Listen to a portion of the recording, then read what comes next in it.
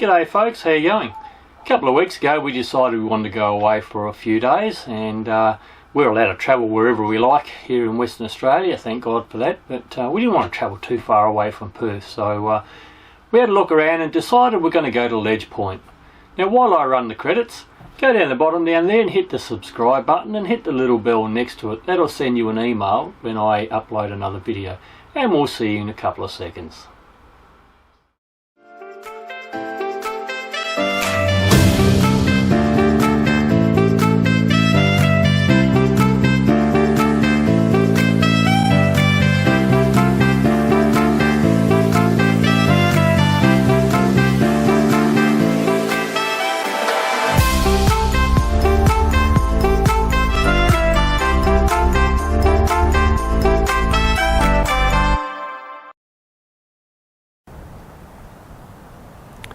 So why did I want to come to Ledge Point? What's here of interest? Actually, not much at all. If you're into fishing, I'm pretty sure some pretty good fishing out there. Some sand dunes over the back there if you want to go forward driving. Probably a good little base if you want to go out to the Pinnacles a little bit further north, or sort of check out around the area. But the purpose why I wanted to come here was exactly that. There was nothing to do here. I wanted some time off to just sit and do nothing, apart from I guess doing this video.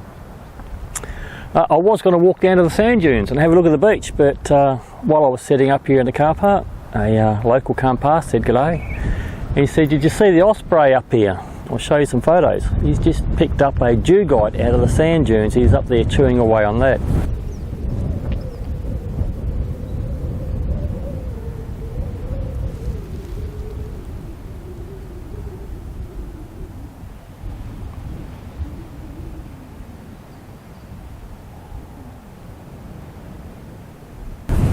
I hate snakes, so I'm not going anywhere near the beach. This is as close as I'm getting, and even now I'm still looking because the dirt's just here, and I don't want anything sneaking up on me.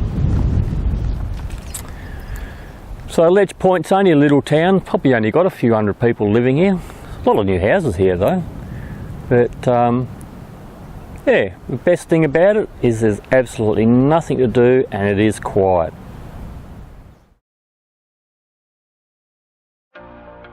Ledge Point's an easy 1.5 hours drive north of Perth and is located on the coast. It's not a big place and has limited facilities. The Caravan Park is on the left just as you enter town, but we'll come back to that in a minute. From the Caravan Park it's only about a 15-minute walk to the general store. We got a really nice chicken and salad roll which was really well loaded with everything at a reasonable price. Or you can restock with basic supplies. There is a fuel pump out the front, but I'm not too sure if that's still an option. The beach is not too much further down the street. Found a way down here to the beach. We can have a quick look. It's actually not too bad down here. The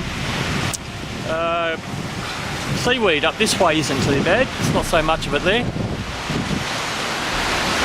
you can obviously drive along here as well. It's quite hard. But here, the water's quite nice to go for a swim.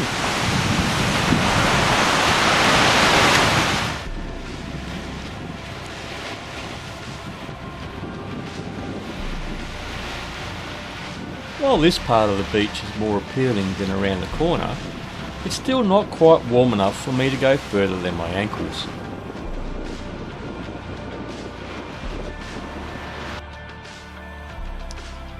You see, on some parts of the beach, seaweed is a bit of a problem.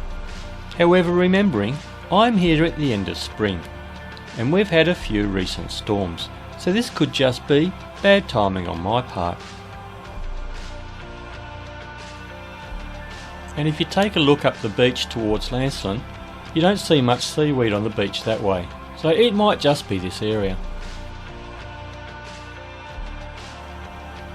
Like most of the little towns up the coast here to Geraldton, they exist because of the fishing, and a big part of that is the western rock lobster, which is worth $500 million to the West Australian economy each year.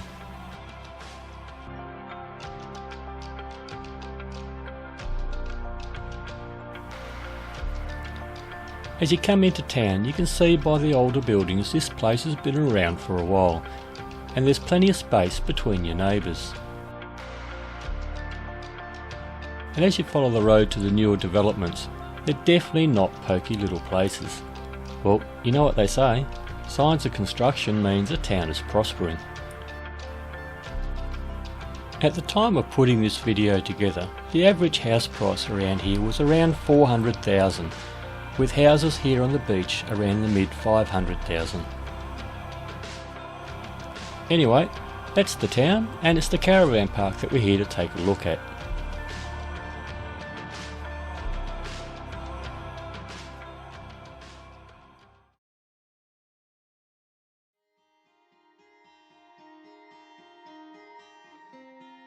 The caravan park is part of the Big Four group of parks, so you have a bit of an expectation of what to expect, so it doesn't meet your expectations.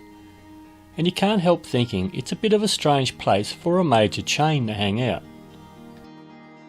The layout of the park is pretty simple. You come in the front and it's all one way. Our spot was here, so all we had to do was come down here, turn here and back it into this extremely large site. Yep, while most parks try to jam in as many vans in the smallest of spaces, all the sites are a respectable size for van, annex and car. Don't see that too often. Swimming pool is here, toilet block here, camping area here and another toilet block here, and then private homes here. When I was here it was pretty quiet, and as it filled up on the last day it looked like they were putting the old farts without kids like us here and younger families with kids around here. May have been a coincidence, but worked out pretty good for me. So let's have a look around. It was clear that the staff were in the middle of getting the park out of winter mode and preparing it for the summer, so there was some work going on. Over the kids' play area there would have been normally shade cloth here. There are a couple of barbecues next to that, with some of the on-site accommodation here also.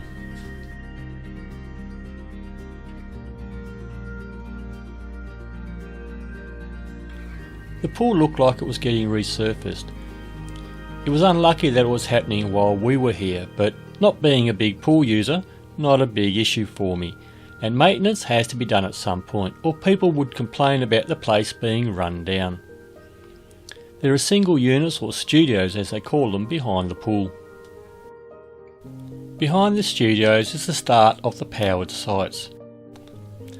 It's grassed everywhere with healthy lawn that gets well watered, so even in summer there shouldn't be any sandy patches on your site. Now I did check that there was nobody in the toilets before I went in with the camera, but as you can see they are spotlessly clean, and this was around mid-afternoon.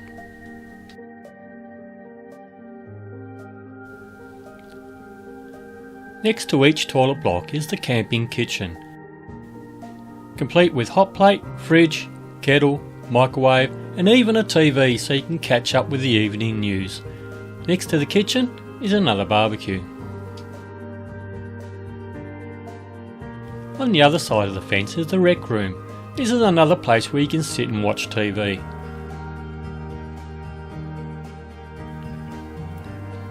Play pool if that takes your fancy, or whatever else you might like to do. There's plenty of room in here.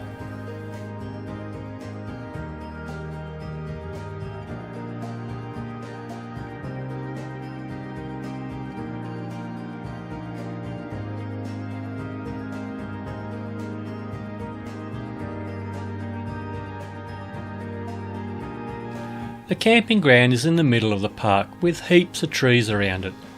The bays are marked out and seem to be big enough to fit a decent sized tent. There is car access into the area, but I don't know if there's enough room for all the cars to be able to park down there, or even if they can stay there, so check with the park.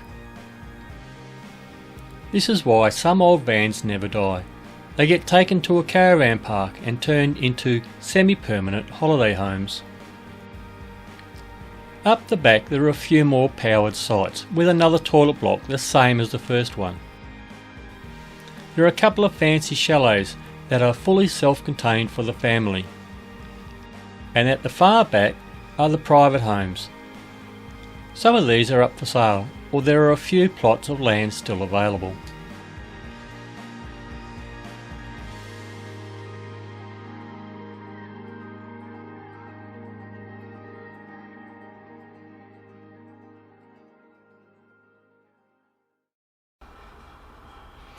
Alrighty, so there you go. That was our couple of days at Ledge Point and the Caravan Park. Now, I did say at the beginning of the Caravan Park, I thought it was a bit strange to have a major brand in a little place like Ledge Point, and whether it was going to meet expectations. Well, I've got to tell you, I think I'm definitely going to be putting it on my to-do list to go back there again and spend some more time. Because like I said, there's not a lot to do in the Ledge Point area itself, and for me that was exactly what I wanted. So if you want to sit around and catch some rays and do absolutely nothing, Ledge Point is a brilliant place to do that in. And yes, it certainly does meet my expectations of a Big 4 caravan park. It is brilliant. So there you go, that's it for this one. So if you like what you saw, hit the thumbs up down the bottom down there, because that always helps out the channel. And like I said before, hit the subscribe button down there as well. But anyway, until next time, happy travels.